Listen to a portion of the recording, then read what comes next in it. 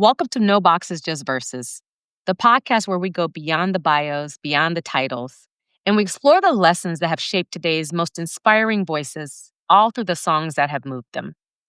Each week, we bring you a playlist of a leader's life. 5 songs, 5 lessons, one unforgettable playlist. Let's put the pedal to the metal, let the top lean back. I don't know where we're going, I don't know what we're running to. I'm checking for you, how you feel about that. I think it's time we rendezvous. And today, I'm so excited to welcome someone who really needs no introduction. The one, the only Shaun Robinson. Shaun, welcome to the podcast. Hello, my friend. How are you? I'm so glad to be here with you today. I'm so overjoyed, and what an honor to just share your journey and your lessons with our listeners.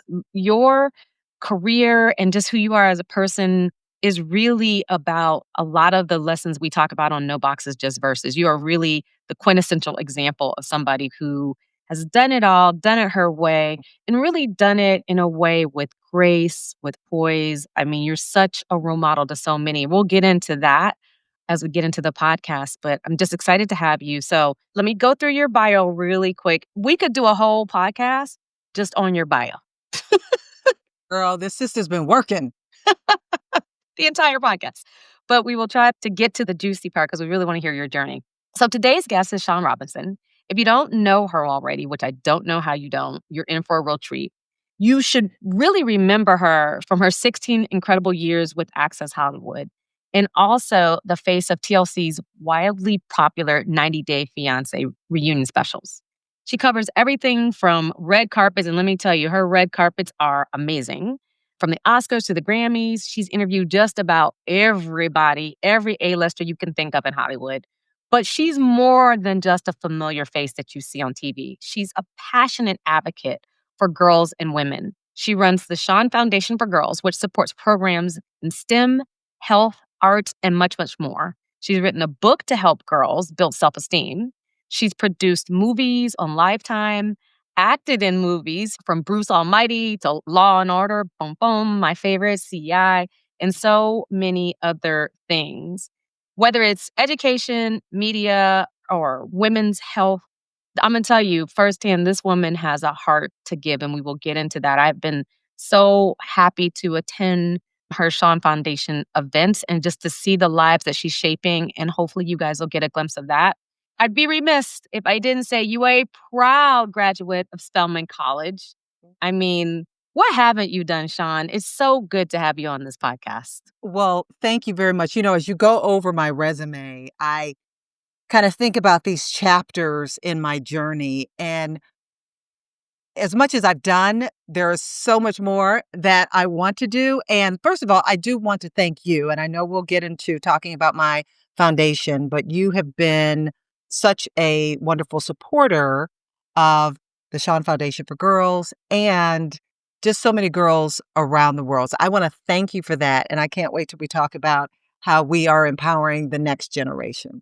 Yeah, absolutely. That's what it's about. And we really bonded on that. And I got to say, shout out to our joint friend who introduced us, Dave Clark. Dave Clark. Right? If you're in the Bay or you lived in LA, he graced your TV screen and still does in the Bay for many years as a news anchor and just an overall amazing guy. And he really had me, obviously I knew who you were, but when he started telling me about the things you were working on, I was like, how do I support this? I mean, how do I get behind this? And shout out to Dave Clark. He's incredible. And you need people like that along the way, folks who will introduce you to like-minded people so we can all grow. It's about this community that we have built. And I'm so thankful that Dave introduced me to you and you have introduced me to other people. So that's how we keep growing and that's how we keep making an impact. That's exactly right. Well, okay, let's get into your journey. I know you are a proud Michiganer and in particular, a Detroiter. Yeah, I should have worn my T-shirt that says Detroit versus everybody. I know. You know, because we will go anywhere with our shirts on. I walk around LA with my Detroit versus everybody T-shirt on. Folks are looking at me like, why are you starting beef already? Right. No, Midwesterners, but in particular Detroiters, y'all are just built different. I don't even know if I've ever told you, I was born in Michigan. No kidding, I was really? born in Saginaw, Michigan. Whoa, Tons is of that family right? still there. And Yeah. I worked in the Flint, Saginaw, Bay Mhm. City, Midland market. Yep, Yeah, when I yep. was beginning my career. Yep. But we are not Detroit. But yeah, I was born there. So I kinda get a little bit of the Midwest, but y'all are a different breed. So kinda walk me through, like, your upbringing growing up in Detroit. I love the song that you picked. It's not a shock to me given that you are a Detroiter. That song is "My Girl" by The Temptations and is a beautiful song. But yeah, share the beginning of your journey. So born and raised in Detroit, Michigan. And back in what I remember about our neighborhood, my father, God rest his soul, he worked for the Detroit Health Department.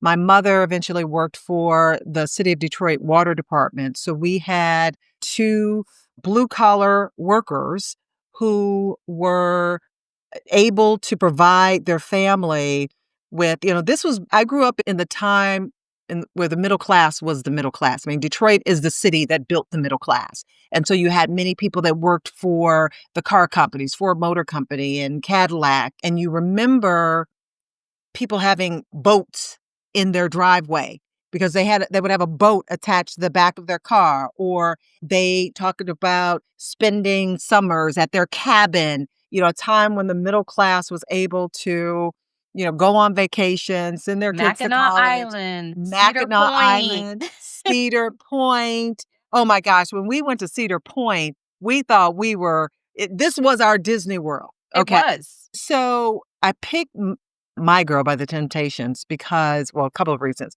Because, we grew up under this backdrop of music in the city of Detroit and Motown and the impact that Detroit had not only in helping to build the middle class, but also this music hub where all these fantastic, amazing singers came out of Detroit, Michigan, and were trained in Detroit, Michigan. And so music was just always a part of our life. And I love the fact that you have the theme of music and the soundtrack that continues to play throughout our lives. And it's a funny story.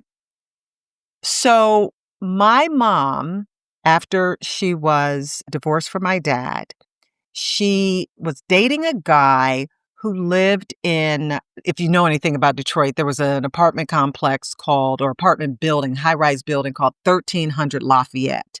And if you were able to live in 1300 Lafayette, that you were big time. You had a good income, all of that. So my mom was dating a man at the time. I think I had to be like 11. And a couple floors up, Dennis of the Temptations lived. Okay. A couple floors up from my mother's boyfriend's apartment. So one day, I, I think I might have been 11. I could have been like 9. Myself and my mother's boyfriend's 2 daughters, who were just a year or 2 years older. We went up to Dennis's apartment. I mean, my mother knew we were going up there. And we had a routine to My Girl, okay? We had a little tape recorder, and I was the lead singer. I had a pencil as a microphone, and we performed in his living room. And I will remember it like it was yesterday. I remember him sitting on the sofa, kind of like this, okay? Because he was doing it as a favor for my mother's boyfriend. So he's sitting there, and there are these 3 girls, okay, singing, lip syncing, not lip syncing to My Girl, the cassette player, going. And I had a pencil as my microphone, and we were doing a routine to My Girl with Dennis of the Temptations. And I remember him sitting there on the sofa, just like this, being very cordial. And after we finished, he said, "Thank you very much. Thank you. Thank you, ladies. Okay, thank you. All right. Okay. Bye. Thank you." Good to go. Yes. So Oh, that's why I picked My Girl, because that wow. song has such memories for me. But those are the people that were walking around in Detroit. The Temptations, and so many other singers. And so it was quite amazing at that time. Literally, it was the beginning ages of so much of the fabric, not only of our childhood and adulthood, but music today still can trace its roots to that time and that Motown period, and you were just immersed in it.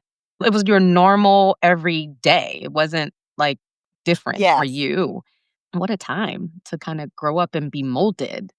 So you go to high school there in Detroit. Everybody I meet from Detroit, universally, the first thing they say is, "Where'd you go to high school?" Like, you guys in the high school thing is you guys and the folks from Chicago. Y'all are serious about y'all's high school, so But where you went to high school was just as important to, like, where you went to. It's the same as saying, where did you go to college? And I'm trying to think of the why, but let me tell you, for me, I went to the famous, world famous Cass Technical High School. So Cass Tech was a magnet school. We had 4,000 students in our school, 1,000 in each class.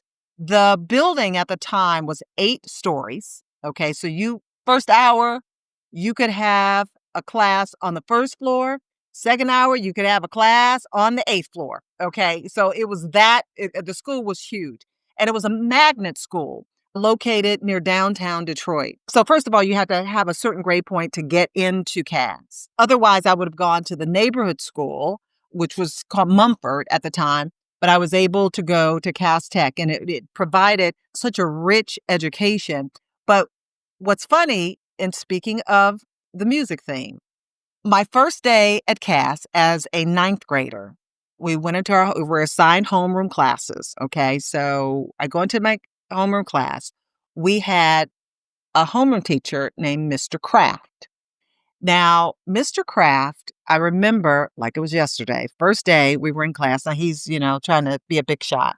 He says, Diana Ross was in my class. Okay. So he tells all of us as ninth graders, we're like, whoa, what? Oh my God. And so he's like, yeah, I think he said he was one of her teachers. He could have been her English teacher at the time. But anyway, he said back then her name was Diane. And he said one day she was in class and she was filing her nails. Okay. And he said he came up to her and said, Miss Ross, have you done your homework? And she said, I don't have to do my homework, Mr. Kraft. I'm going to be a star. And he said, ha, ha, ha. And then Mr. Kraft tells us she came back years later and said, ha, ha, ha. Now, what's funny about that story is when I first got my job at Access Hollywood, the first month I interviewed Diana Ross and I told her that story. She said she actually remembered Mr. Kraft. She says, the story might have been embellished because I didn't have fingernails in high school. But yeah, she says, I definitely remember Mr. Kraft. So it came kind of full circle for us. Yes. I mean, Shaun, you were just the time you were growing up, the access to people and these are legends that you're seeing. Yeah. You're also growing up in a city where, like you said, the middle class had truly had moved on up. People had boats, people went on vacations. I remember my grandfather always had a new GM. He worked at the GM plant, always Yeah. had a new GM car every year. Yeah. And so it was thriving, and you got to see people that looked like you in a city like that were thriving. I grew up in the DC area, but you also grew up with like a black mayor. Like I grew up with a black mayor. So to me, that wasn't like on the political side of it. It wasn't even unusual to see black doctors, black lawyers, black mayors. All of that was normal. And the black artists, you grew up to see that. Did that weigh into how you even picked Spelman to go to a HBCU, that same kind of theme? So it's interesting. That question's very interesting. So growing up in Detroit, where you see just this middle class who is able to have health care, have educational opportunities, be able to go on vacation, etc. And then going to Cass Tech, which at that time, when I went to Cass Tech, it was probably maybe, I'm just guessing, maybe 50% Black African American. But we had friends whose parents were doctors, lawyers, judges, had, many white collar jobs. Then going to Spelman College, we had such incredible opportunities to be face to face with legends. Nikki Giovanni came and spoke at Sisters Chapel to us and read from her works of art. Dr. Christine Ferris, who was Martin Luther King Jr.'s sister, was one of my English teachers. Cicely Tyson was our graduation speaker. We had just so many incredible women, political figures come through Spelman College. Growing up in that, Shannon, and I didn't really realize it until after I graduated, or between my junior and senior year, I came back to Detroit, Michigan. I worked for a television station in Detroit, which was the first Black owned and operated television station in the entire country, WGPR. The letter stood for Where God's Presence Radiates. It was combination radio and television station. And back then in the 80s, we had, Prince would come through, Stevie Wonder, like all these different artists would come through the station because they were being interviewed on the radio. And then we would interview them for the television station for the evening news. And then after I graduated, I went back and worked at that television station. That's where I learned how to write and edit and really got my foundation as a journalist there. But back to your question about those experiences and how they shaped me. When I went out into the world, and I was one of very few. I came from a place where I was one of many, and then went into places when I was one of very few. When people told me I could not do it, I could not accomplish something, I knew I could because I had seen it done Right. already. I had seen it. And I want to just go back to my childhood growing up in Detroit. I would stay at my grandmother's house a lot because her house was near my elementary school. I went to Catholic school in Detroit. And after, I remember coming back home to her house and watching my cartoons and, Speed Racer, the Jetsons, Little Rascals, and all that. And then she would turn on the evening news. And I remember there was an African American woman named Beverly Payne. She was the first, I believe, African American female anchor in Michigan. I remember sitting there in front of the TV. I was like 7. I remember sitting there in front of the TV just kind of like mesmerized by her. I don't remember anybody else but her. I remember her, looking at her, and I knew she was different because she had skin like mine. And I never met Beverly Payne, but she was the one that set me on the path to becoming a journalist.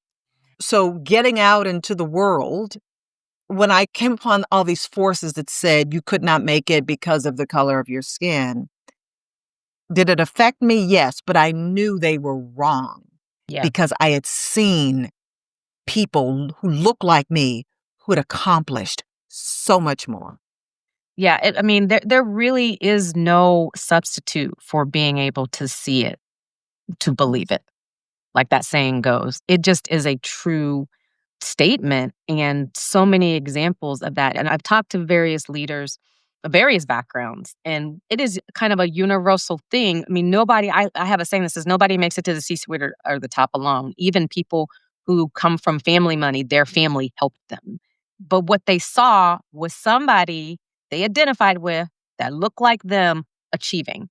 And so they just knew they could. They didn't need permission to do it. You just know you can because you see it.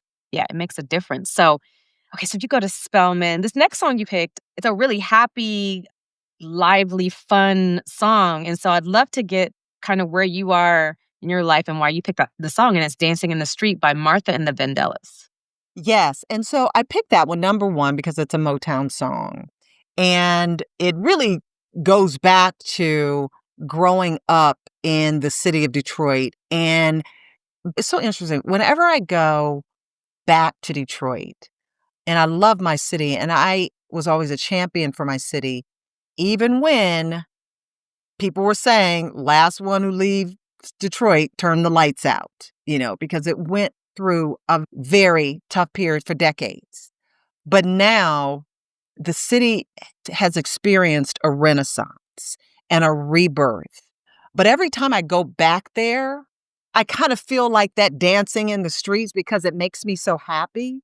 And for me, like, I love living in LA, and LA is where, my business is. I'm in the entertainment business. I'm here because of that. But when I go home, I just feel kind of free. And I'm just like, hey, I'm out visiting friends who still live there. And I'm going to festivals and I'm going to restaurants. And it just makes me happy to be there. And I think it's kind of like a mental health break for me when I go. And I always need that. I need to get away from the stress of work and just go back and just kind of relax and enjoy myself.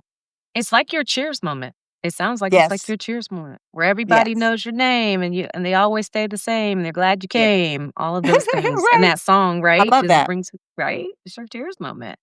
So Yes. you've at this point had from an educational standpoint and all of that, you've had great education, both high school, college.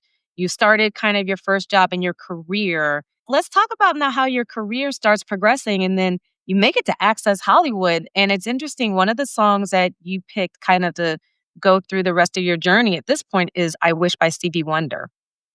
Yes. Once again, a Motown song. And as I was picking these songs, they're very nostalgic. And I think I am a nostalgic person. Yeah. And maybe because when we talk about the climate that we're in right now and what we are as a people fighting for, no matter what we are fighting for, we're fighting for something we have never seen. Okay. We're fighting for a day that we have never seen before, but we keep fighting. And Stevie Wonder's I wish those days would come back again. And he talks about having a space with your family, with your friends, something that is protected. Even though it might be kind of a little messy, he talks about something that is, we're wishing for days when we had that comfort of family and friends and a safe space, but also fighting for a better future. And I love Stevie Wonder. He's just one of my favorites. And I'm always going to pick a Motown song whenever I can. So, I mean, any yeah, playlist with yeah, Stevie Wonder is fire, yes, right? yes. Like it's Right. just I mean, I literally to this day play the album's Songs in the Keys of Life on repeat. Like I Yeah, just play it. I play it in the car, I play it at the gym. Like yes, it's iconic. It'll never ever be like old school for me. It'll yeah, always be have present meaning. So Stevie Wonder he yes. is just amazing. So walk us through how you get from you went back, like you said, back home, you worked at the local station. How do you get to LA and, then to Access Hollywood? So I was working in Miami at the time. So I went from Detroit to Flint, Michigan. I was there for 2.5 months before the news director told me I wouldn't make it in TV. Got another job at the ABC affiliate in Milwaukee, Wisconsin. Mhm. I was a health reporter. And then they had a talk show, and I was also a weekend anchor. Then went from there to Austin, Texas, where I was an anchor reporter for a year. Then went to Miami. I was there for 2.5 years, anchored the morning and noon show. So all of my career was in local news and what we call hard news. And then I got to a point where I just kind of wanted to do something that showed more of a personality for me. So I would put my tape, and back then there were tapes, like 3/4 inch or beta tapes that we would send to these different headhunting firms. And then one day they called me or called my agent at the time and said they wanted to see me. And so they flew me out to LA for an interview and they put me on the stage and I did some reads and they hired me and the rest was history. I was there for 16 years.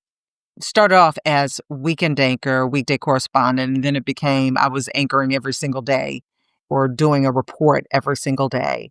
That was the big turning point of my career that most people, well, it depends. Well, most people either know me from there or from the 90 Day Fiancé franchise. But what was interesting, like when I first started at Access Hollywood in 1999, I could count the number of Black faces on that red carpet. There were very few.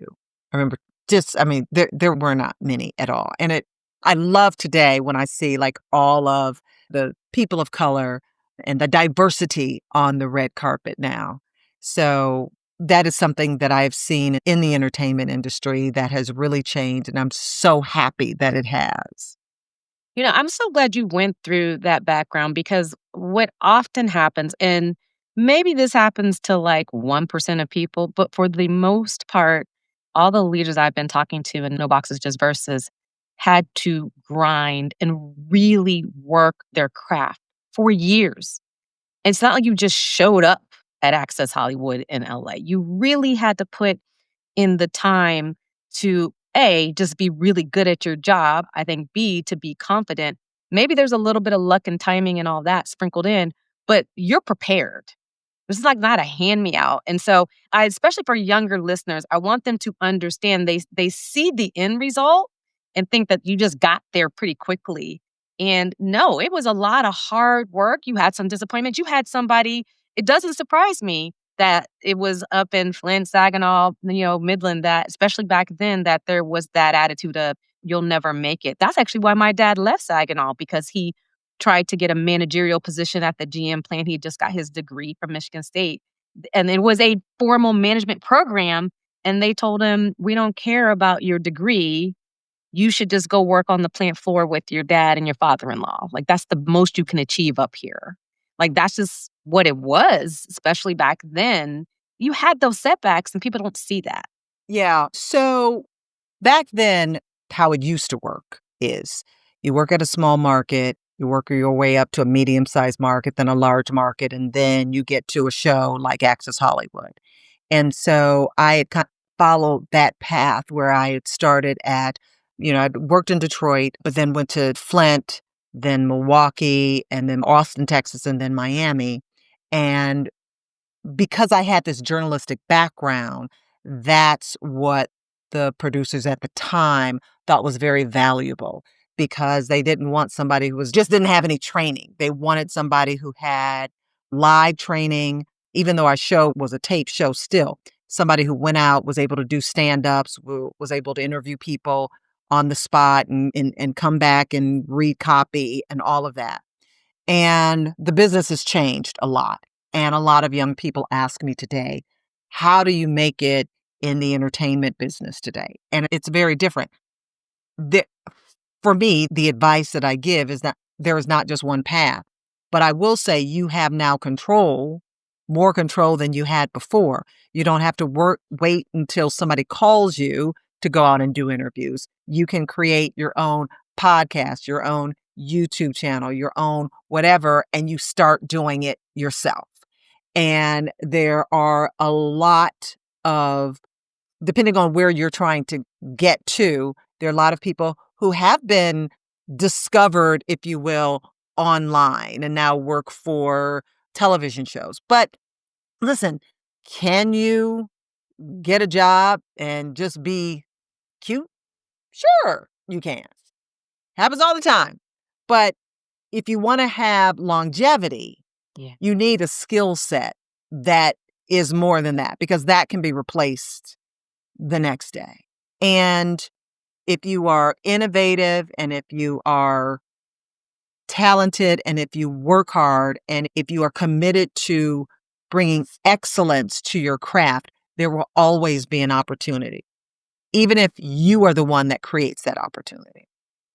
I am so glad you said that because so many people listening to this will want that advice you just gave. You've had amazing times, and I know your years at Access Hollywood, you got a lot of stories. Tell the listeners one or two that stand out because you literally, Shaun, you have talked to everybody. Everybody. Well, one of the funniest stories was with Al Pacino. And so Al Pacino, listen, there are stars and then there are stars. Okay. Al Pacino is like, yeah. And you don't see him often. okay? So I was doing a junket for Al Pacino, a movie he came out with, and I forgot which one it was, but I was, like, so excited. I'm like, "Al Pacino, oh my god, Al Pacino." And I'm trying to be cool. So we're getting ready for the interview. We're in the junket room. He's seated right across from me.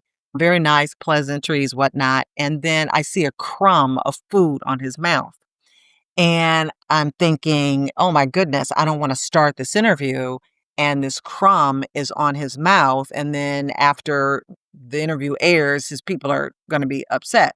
So I kept kind of motioning to the publicist, he's got something on his mouth. And they're like, what? So he's got a mouth. I said, forget it. I said, Mr. Pacino, I said, I'm just so sorry. There's just something on your face right here. Let me just brush it. And I get like literally this close to his face. And I realize it's a mole. Oh, gosh.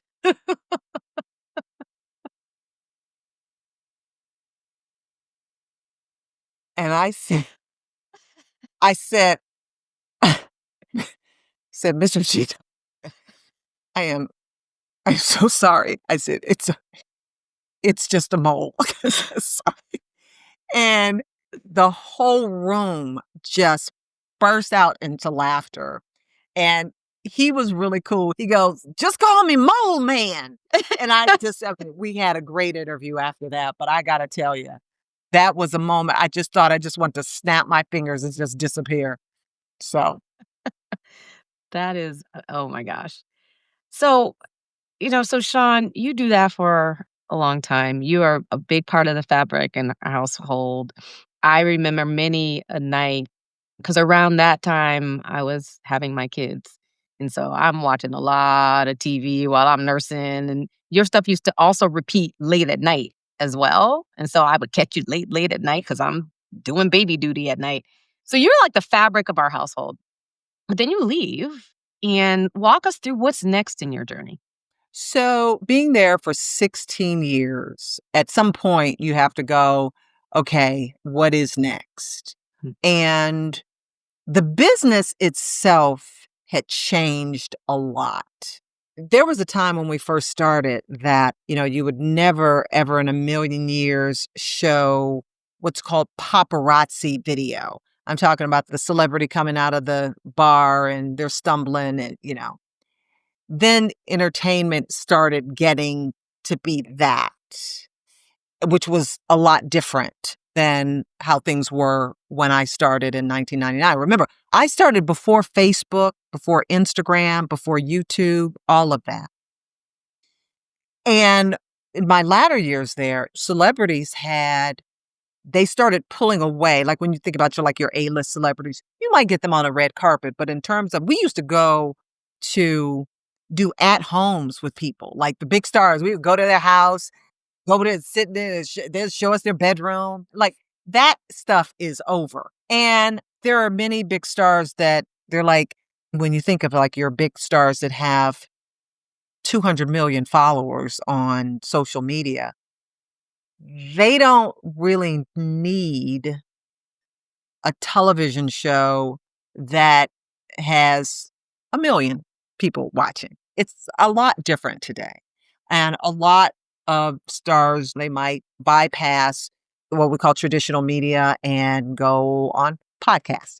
So it's a lot different. But just being able to say, listen, I'm sure something is beyond this, and having faith that there will be more chapters and more enjoyable chapters in one's life. And that's what I think that's what, for me, life is about: challenging yourself and not being afraid and not staying in a place where maybe Right. your soul isn't nourished. So, yeah, I knew there was life after that chapter. And so I'm happy to say that, yeah, I tell people that all the time. There's going to be another chapter in your life. Another So don't chapter. even worry. Well, for you, there were many other things. You wind up going to 90 Day Fiancé, and that's different. And it's a fresh take and it's a different type of audience. And so you wind up doing that. You pick a song, which is again, Motown again. By the way, I love a Motown playlist, so thank you for doing one. Amazing Grace by Aretha, the queen. Yes. So Aretha, God rest her soul, was a dear friend of mine from Detroit. I used to host a talk show in Detroit, Michigan called Strictly Speaking, and Aretha used to watch the talk show. And one day she called up to the station and she asked me to connect her with this relationship expert that I had on the show. It was Dr. Lynn Lewis, and who was a dear friend of mine also, and she has since passed on. But we would go to Aretha's parties, her Christmas parties. Aretha used to have these fabulous Christmas parties in Detroit. And it was interesting. I was on the plane going from LA to New York to tape another 90 Day Fiancé. And I saw the documentary Amazing Grace with Aretha Franklin Yes. about her playing in the church, and her father was there. And I was just like, oh my God, if I get this is amazing, amazing. And so it just like touched my heart so much. And I miss her. I miss her dearly. We would talk on phones, and Aretha did not play with a contract. Okay. She did not play with a contract. No. And she was one of the people that taught me, make sure you read everything. She would get a contract and she would be like, nope, not doing that. Nope, not doing that. Nope, not doing. Like she was about that business. If you know that meme, run me, it's like run me my money, run me my cash. That's her, right? Like I heard she was like, "Where's my cash?" And sometimes she would be on stage and she'd have her purse with her, and that purse had money in it. Yes, Oh, that purse had money in it that she would pay her band or whatever afterwards. right. But yeah, Right. so I miss her dearly. She was always really fun to talk to. Man, you have such an amazing life. Just the people that you have been able to connect with on a one-on-one level. I mean, you live in LA, I've lived in LA. You literally met the world. And I always tell people, these celebrities are just people. Like, they're actually really just people. When you get to know them on that level, it's a blessing because you get to actually know the person, not just the persona that's out Yes. there. I love that about you and Aretha. Yes, she was an amazing, amazing woman. So take us to where you are today. I teased this a little bit in the very beginning of the podcast about your foundation. Take us to where you are today. So, a couple things. You've always been a giver, like your whole career. So, the foundation wasn't like the first opportunity you had to give back. You've been doing it, but something obviously led you to say, and now I want to encapsulate this in a foundation. So kind of Yes. take us to why you started it and what you're doing with it and how we can support the foundation. So thank you very much. So I started the Shaun Foundation for Girls right after I left Access Hollywood, because then I finally had time to commit to really building it and making it as impactful as I felt it could be. So what we do, and when I say we, I mean me, what the Shaun Foundation for Girls does is we support small to medium-sized nonprofits that empower underserved and underrepresented girls in 5 key areas that are represented by the acronym of my name, SHAUN. So STEM, health, arts, unity, and neighborhoods. So if there's a nonprofit that is doing work in one of these 5 key areas, we would possibly be a resource for them. And the reason I structured it this way is because I did research into nonprofits that were already out there.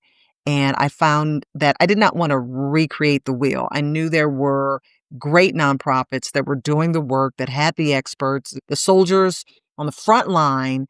But at the same time, I found that women-led nonprofits and nonprofits that service girls, and especially girls of color, get only a tiny percentage of the available funding given to nonprofits. So I built my nonprofit to be a resource for some of these organizations. We are a hybrid. We raise money to give money away and to give these grants to these incredible organizations. So as always, you can always go to the ShaunFoundationForGirls.org to make a donation and see our work, see many of the grants that we have given. And we just depend on the resources of our community people who say they've seen the work and they want to support us. So that's what we do. And you have been a wonderful supporter, and I appreciate you Oh. so very much because it takes more people like you to help get this work done. You give them grants, you give them training, you give them a community where they can, as peers, I may have this nonprofit doing these things in one of your pillars in Milwaukee, and somebody else may have it in Atlanta, and you give them a way to cross pollinate and help each other. You've created a real community, actually. Yeah, so what I did, I've been hearing a lot from the nonprofit leaders of the organizations that we have supported say that leading a nonprofit is sort of like leading from an island. You really want to connect with like-minded people. And so what I did is I created this conference called She Leads, Empowering Nonprofit Leaders for Girls. And we're holding our second annual one this year. You have been one of our amazing sponsors. And we're bringing together nonprofit leaders from across the country to meet, to commune, to share ideas. There is what I call the dirty little secret in philanthropy, and that is the gatekeeping. There's a lot of gatekeeping in philanthropy because it comes from a place of scarcity, and you think that if I help someone else, there's going to be less for me. So we are about building a community because there's a lot of burnout in philanthropy also. So we're bringing women together to kind of re-nourish them, fill their cup, connect them with possible funders, give them leadership development skills, helping them to navigate the world of philanthropy and how, because running a nonprofit is running a business. And if you don't run a business well, you ain't going to run a nonprofit well.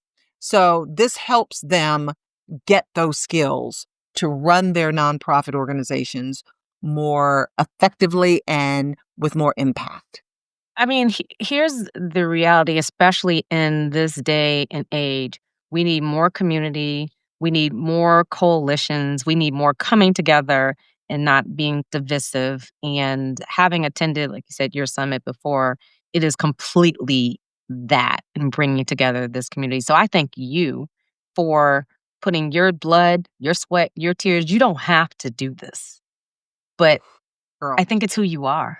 It is. You know, my grandmother, and want to give a shout out to my mom who is listening to this podcast, and my dad, God rest his soul. You know, I had parents who just always taught me that if, God gives you a platform, use it to give back. I mean, I don't think we were put here just to buy more shoes. Shoes are great, but Shoes I are don't great. think that's really Right. why we were put here.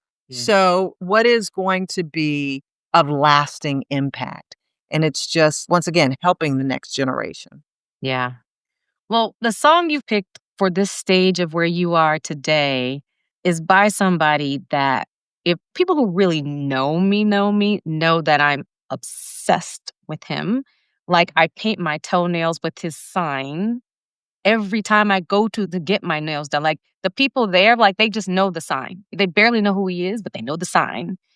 You picked Prince's Purple Rain. Mhm. Prince was also a friend. He was another one. I remember being at Access Hollywood and he was performing on The Tonight Show. And the dressing rooms for The Tonight Show guests were on the same hallway. So one time, and I think I had just wrapped the show. So he came in the dressing room and, we were just talking and he was just telling me about, I think at the time I was telling him about a concept for a show. And he was saying, make sure your musicians always practice, Shaun. Make sure they always practice. And he was big on making sure you were prepared. And Prince used to call me Harriet for Harriet Tubman.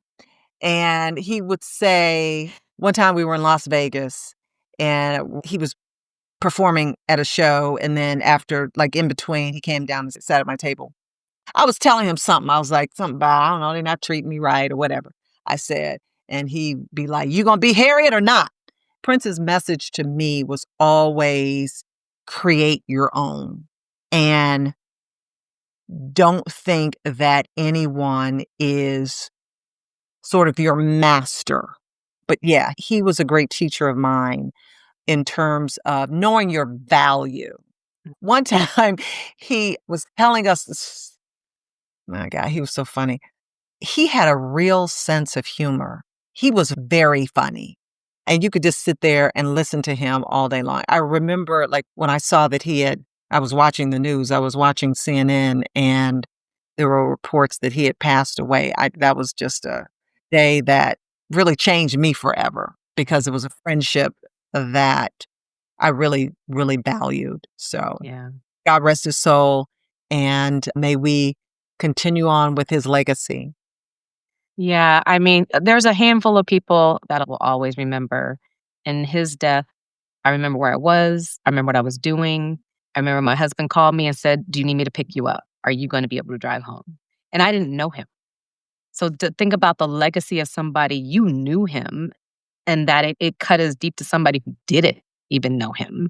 That's an unbelievable impact on this world. Yeah. So you were actually the first person of all the people I've interviewed to pick a Prince song. I was waiting for somebody, please Somebody pick a Prince song, please. right. But the lesson that you talked about is, I think, very true. Prince was somebody who was always about, owning your own content. I mean, he changed his name so he could be, he was about the ownership. I think it was a famous basketball player I heard once say that he knew Prince, and Prince said to him, "You may be this, that, and the other, but I'm not impressed because you don't own the team. You don't own the team. Yeah, I mean, yeah, at the end of the day, you're just being paid." right. And so for you to get that lesson from him and to start your own things, I mean, just what a amazing influence in your life. Yes. Yes, he was and is dearly missed. Well, I could talk to you all day, Shaun. You know I can, but we got to wrap it up. How can our listeners find you? Again, we talked about supporting your foundation. Let us know if there's anything else we can do to support things that you are working on. And then the last thing I always ask everyone is, I just want one song that makes you happy. This is probably a no-brainer, but Pharrell's "Happy." I always turn that one up when I'm in the car and I hear it come on because it does make me happy. We have to understand that happiness is a journey. With all this stuff coming at us, it's easy to be mired in darkness, but we've got to find the happiness and find our joy. Say that again for the people in the back row. We got to, Gotta right? find our joy and find our Correct. happiness. That's right. That's right. I completely agree. And how can we find you? I'm on all social media, Shaun Robinson. But where you really can find me is ShaunFoundationForGirls.org. We would love your support in our mission to empower our girls today because they really need us. I love that. And shout out to your parents and your community that really instilled this in you at a young age, because now we are all benefiting from Yeah. the leader that you are. So shout out to them for sure. I hate to wrap this up because I could sit here and ask you about 20 more Prince stories, but that's for another day. I'm so honored to have had you on No Boxes, Just Verses. Your journey is powerful. You are a shero for so many people, but we also want to make sure we keep supporting you and what you're working on. So please, listeners, check out her foundation website, the Shaun Robinson Foundation. And let me recap your songs. First up is My Girl by The Temptations. Second is Dancing in the Street by Martha and the Vandellas. Third is I Wish by Stevie Wonder. Fourth, we have Amazing Grace by the Queen of Soul, Aretha Franklin. Fifth, we have the one, the only Prince with Purple Rain. And our bonus song is Happy by Pharrell. That is a smoking playlist. I'm going to put that one on repeat personally. Yes. Yes. I love it. I'm getting happy just thinking about it. Thank you so much for being on No Boxes, Just Verses. We've enjoyed Thank having you. you. And that's a wrap. Thank you so much for listening to No Boxes, Just Verses. And if this episode moved y'all, please share it, rate us, follow the show on your favorite platform, and we can keep building our leadership playlists together. So you can find me, guys, on Instagram as Shannon Nash 1 and No Boxes Just Verses on Instagram. You can also find me on LinkedIn as Shannon Nash ESQ CPA. You can also find No Boxes Just Verses on LinkedIn. You can visit our website at noboxesjustverses.com. Finally, don't forget to check out the show notes. The show notes are super important because this is where the playlists will live. You will be able to get these playlists on Apple and Spotify. You'll also be able to follow up and see how to reach out to the guests, follow them, and support them. Until next time, I need you to stay unboxed. You come for the stories, but you stay for the playlist. I'm Shannon Nash, and I'm out.